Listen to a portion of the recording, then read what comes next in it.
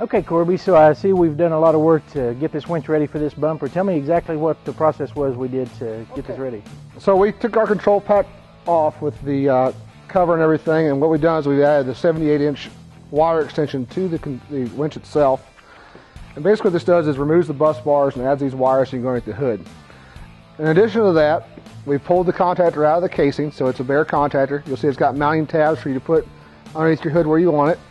We've taken the remote socket out of the winch housing so we can wire it direct to the contactor as well. We'll do that to find out where we're going to mount this contactor underneath the hood.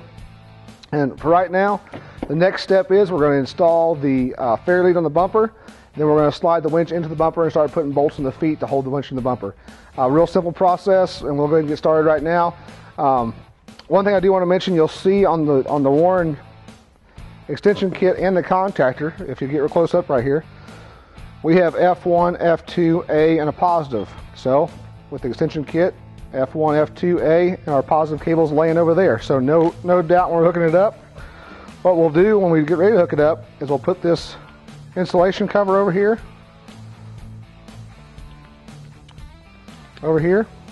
and that way you can run it in there and be protected. And just remember your markings or check your instruction manual when you're ready to wire it up. Pretty simple and quick, but that's for later on. We're underneath the hood of the vehicle. Right now we'll start with the actual winch hardware installation. And David, here's a couple bolts for you. Okay. And fair lead. And actually, let's see, give me the bolts here. Right. They come in from the back side. Oh, I see. And looks like we're going to need to do a little clearancing for the size of the bolt because the bolt holes aren't quite big enough on the Iron Cross bumper. So we'll just have to probably clean the paint off of those, get them to go through. Be right back.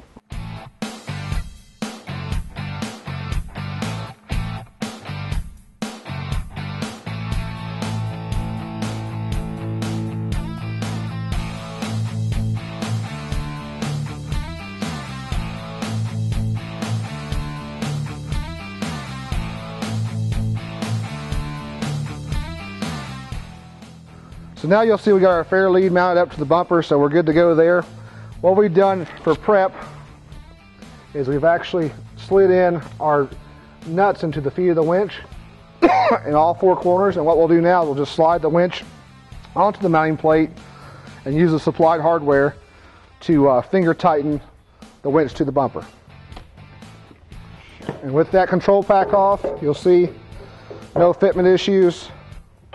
We go in from the other underside and slide out here to it. There we go. As soon as we find the hole, we'll be all set. Okay, so that one's started. We'll start the opposite side and then put the front ones in as well. While we have the bumper off the vehicle, we have good access to all pieces of the winch still.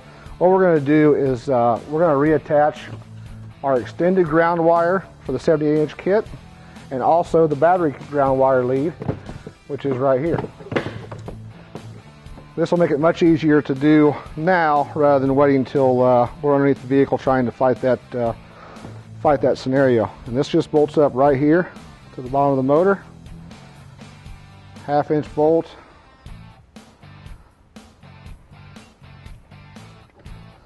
We'll get the finger started here.